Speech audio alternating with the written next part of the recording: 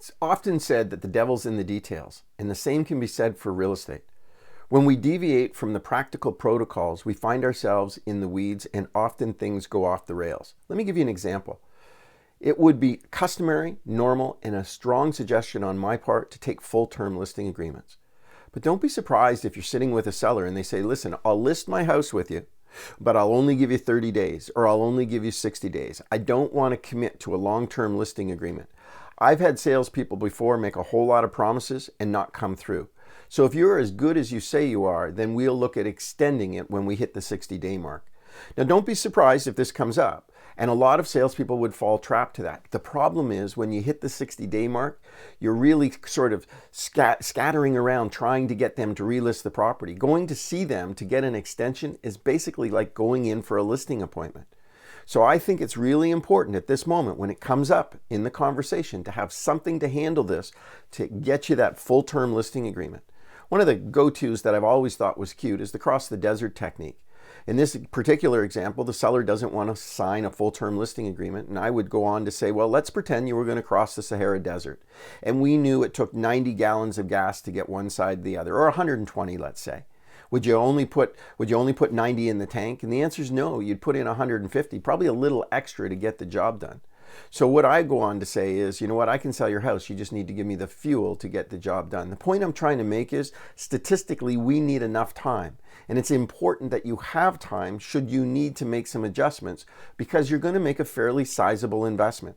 The next thing I would say to people is step into my shoes. See it from my side of the table. I got to spend all my time, all my energy, and all my effort. I got to invest a lot of money in marketing. I got to invest a lot of money in photography and videography. And the only way I get a return is that if I bring you an offer you can't say no to. So the person who's taking a risk here tonight is really me. All I'm asking for is enough time to be able to get a return on my investment.